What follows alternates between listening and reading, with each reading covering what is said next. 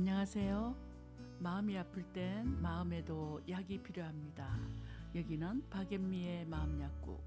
저는 여러분의 마음주치 박연미입니다. 살다 보면 크고 작은 고민들이 우리를 흔들어 놓을 때가 많죠. 때로는 선택의 기로에서 망설이기도 하고 또 누군가에게 털어놓고 싶지만 마땅한 사람이 없을 때도 있습니다. 그럴 때는 주저하지 말고 이곳 마음약국을 찾아주세요. 따뜻한 이야기, 진심 어린 조언, 당신의 지친 하루에 꼭 맞는 처방전을 준비해 드릴게요. 자, 그럼 오늘의 사연 만나볼까요? 안녕하세요. 박현미 선생님. 오랜 시간 친하게 지내온 지인의 행동 때문에 마음이 너무 불편해 이렇게 마음약국에 사연을 보냅니다. 그 사람은 저에게 참 소중한 사람입니다. 오랜 시간 함께하며 서로 의지하고 좋은 기억도 많이 쌓아왔습니다. 그런데 어느 순간부터 그 사람의 행동이 도덕적으로나 법적으로 문제가 될 수 있는 일을 너무도 쉽게 어기며 살고 있습니다. 처음에는 그냥 넘어갔지만 점점 법을 우습게 알고 잘못된 혜택을 받는 것을 당연하듯이 삶을 살아가는 모습이 이제는 제 눈에도 너무 분명해졌습니다.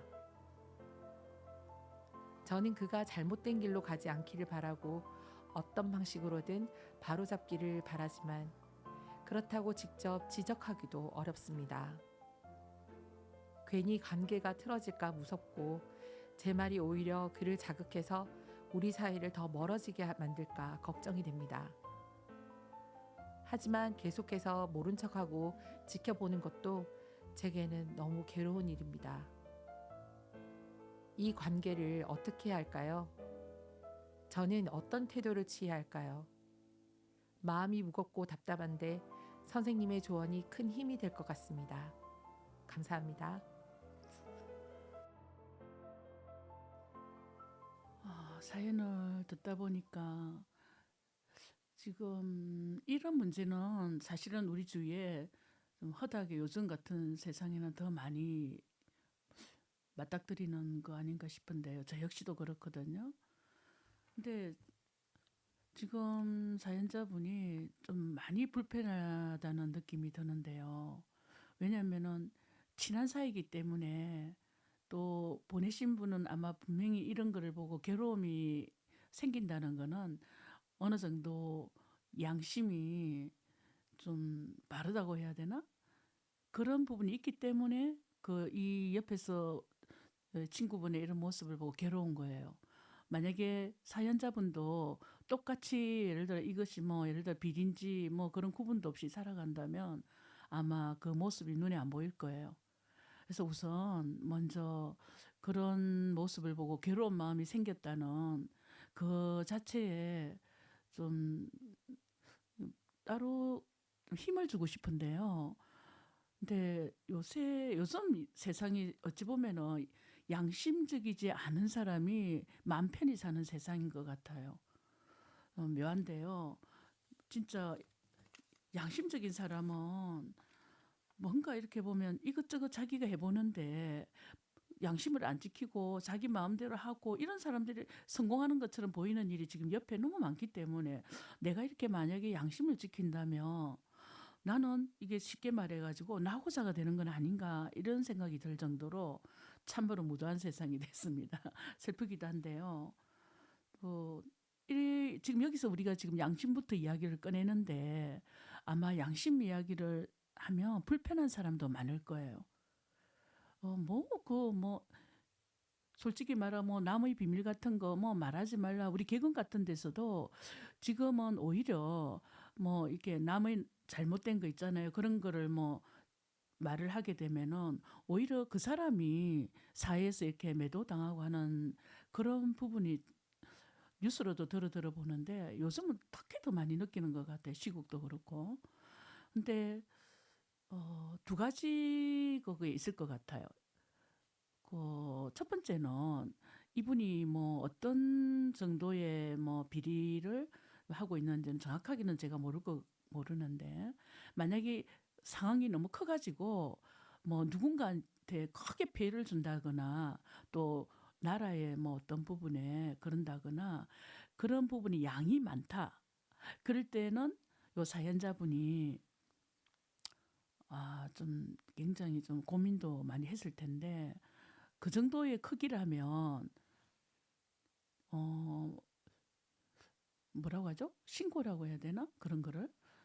그것까지는 가면 안 될 것 같긴 한데, 그래도 그런 쪽으로라도 많이 그 정도로 상황이 크다면 그것도 한번 고민해 보시고요. 그게 아니고 이제 이 사람은 사회적으로 보통의 눈으로 보면 막 그럭저럭 막 이 정도면 뭐 하는 정도라면 사연자분이 오히려 양심 부분에서 너무 바르면 또 그게 더 잘 보여요.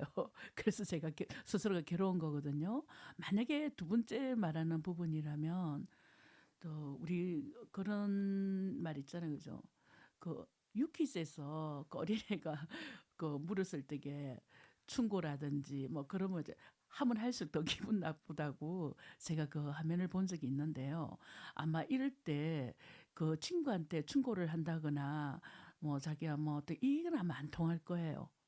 근데 또 그래도 우리가 살아가는 마지막 목적은 좀 더 선한 사람, 좀 더 양심을 좀 지키면서 사는 사람, 그쪽으로 가는 게 누가 봐도 좋지 않겠어요? 그러니까 사연자분이 너무 조급하게 마음을 먹지 말고 좀 저도 이런 걸 옆에서 많이 보거든요. 근데 제가 어떤 영화에서 한번 참 묘했어요. 그 주인공이 마동석인가 그렇던데요. 이분이 체육관 관장을 하더라고요. 근데 그 마을버스를 탔는데 그 동네 그 깡패들 있잖아요. 그 할머니가 탄 그분을 할머니를 계속 이렇게 뭐 짓궂게 뭐 괴롭힌다고 하나 뭐 이렇게 하는데, 마동석은 그 영화상으로도 체육관 관장이니까 힘도 세고 뭐 이러는데 그걸 이렇게 꼭 보고 참고 있더라고요. 근데 이유는 모르겠는데 제가 그 영화를 처음부터 끝까지는 안 봤는데 그 장면만 딱 본 것 같은데, 결국 내리는 거 자기가 못 견디겠으니까 한 정거장을 빨리 내리는 것 같더라고요.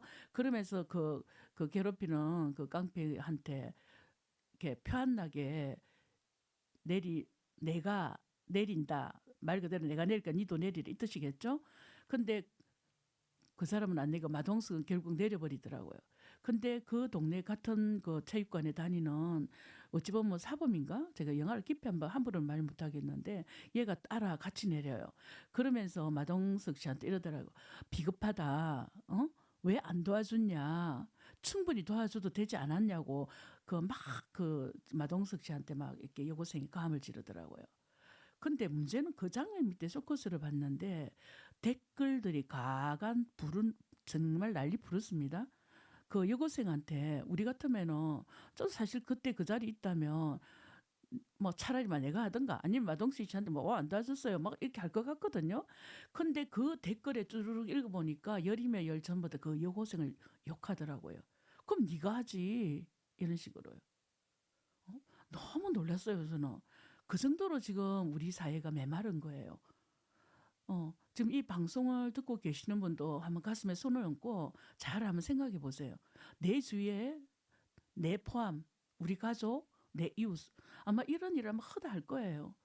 근데 우리는 지금 갈수록 양심이라는 거를 알아도 모른 척, 또 알고 싶지 않은 척, 못 본 척, 좀 이렇게 살고 있는 게 저도 뭐 그 부분에 들어가기 때문에 뭐 내가 크게 양심가라든지 이렇게 말할 만큼은 아니지만은, 또 이 사연자분 고민이 남일 같지가 않아요. 저 볼 때마다 그런 생각을 할 거 아니에요. 뭐 이게 그 비리의 내용은 없거든요. 하지만은 본인이 그 정도로 힘들 정도로 뭔가가 예, 그에 어긋지게 살고 있다는 건데 지나다 보니까 아마 더 눈에 더 많이 들어올 거예요. 근데 문제는 여기서 저도 이게 이렇게 해라 저렇게 해라 이 사연만큼은 정답이 없는 것 같아요.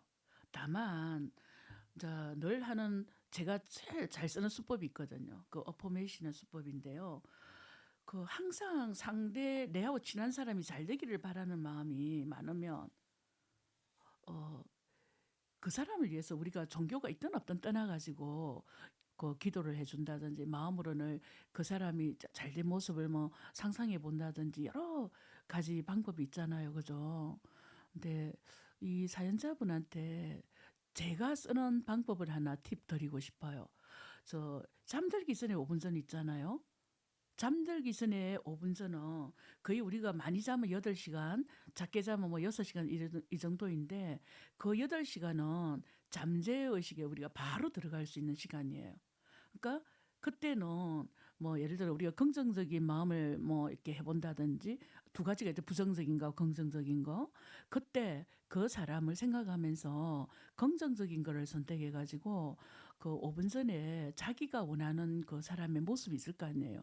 그런 뭐 비리를 하지 않고 좀 그래 안 해도 좀 잘 이렇게 살아가는 그런 모습이라든지 그런 거를 먼저 이렇게 떠올리면서 한번 뭐 오랜 시간 안 해도 돼요. 한 일 주일이라도 그분을 위해서 '내가 마음이 괴로우니까 이 정도는 한번 해 보자.'는 마음으로 한번 해 보세요. 이 그 잠재 의식은 이게 현실인지 상상인지 구별을 안 하거든요. 자기 전에 그 5 분이라는 시간은 그런 마음을 가지고 잠이 들면 그게 굉장히 현실화되는 게 갈수록 더 빨라지더라고요. 늘 말하는 거 여기도 양자역학이 들어가는데요. 그러니까 그분을 위해서 좀 종교가 있어도 되고 뭐 없어도 되고 저는 그런 거 개의치 저도 종교가 없는데요. 늘 기도하거든요. 그 사람을 위해서 한번 이렇게 기도를 한번 해 보는 것도 좋지 않을까. 그리고 또 하나는 그분을 만날 적에 그분이 10 가지 다 미운짓만 하지는 않을 거 아니에요. 또 예를 들어 가지고 그래도 만났을 때 막 이렇게 좋은 일 좋은 말 하는 때도 있을 거란 말이에요. 그럴 적에 그 순간을 캐치를 해 가지고 어머, 어머 자기같이 좋은 사람이 세상에 많은 게 좋다든지 뭐 그런 거 있잖아요. 그죠? 뭐 이상한데. 그런 식으로 그 사람이 좋은 말을 하고 따뜻한 감정을 낼 때 옆에서 복돋아 주는 거예요. 어머 자기니까 자기니까 이렇게 생각하나 보다.' 이런 식으로 좀 그 사람이 속으로 엥 하려는 몰라도 일단은 칭찬처럼 좋은 묘약이 없답니다.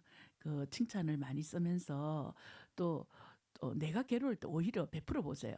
전화를 해 가지고 뭐 그런 중요한 얘기는 안 하더라도 "아 자기야 오늘 막 이렇게 비가 오는데 너무 보고 싶네." 이런 식으로 "나 커피 한 잔 사 줄게. 만나." 이렇게 해 가지고 아주 세상에서 일어나는 좋은 이야기들이 많잖아요.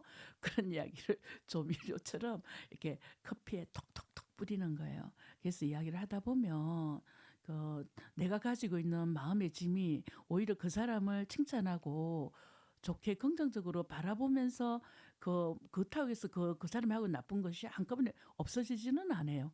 뭐든지 시간이 필요해요. 그러니까 지나다 하니까 아마 이런 방법도 써 보는 게 어떤가 싶어요.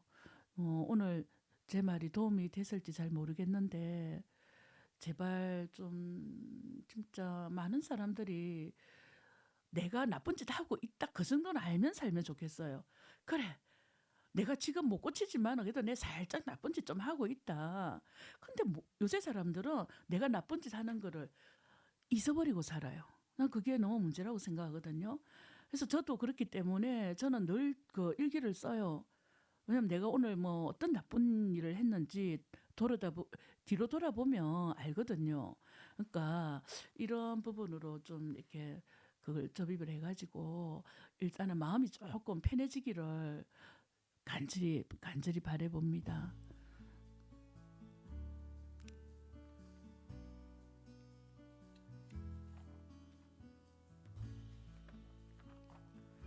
어떤 고민이든 함께 나누면 조금은 가벼워집니다.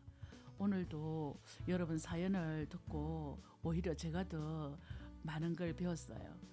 또 힘들 때는 이분처럼 너무 고민하지 말고 음, 도움이 많이 안 될지 그 부분이 조금 항상 저한테 저 자신한테 물어보는데 마음 약국을 찾아주면 더 서로가 대화를 해가는 마음으로 풀어볼 수 있으니까 그 이쪽으로 좀 또 다른 고민이 있으면 좀 보내주세요. 그럼 저는 여기서 오늘 인사드릴게요. 오늘도 나 자신에게 더 간대하고 다정하고 그런 하루 보내시길 바랍니다. 지금까지 김해 FM 동그라미 방송국, 저는 박앤미의 마음약국 박앤미였습니다. 감사합니다.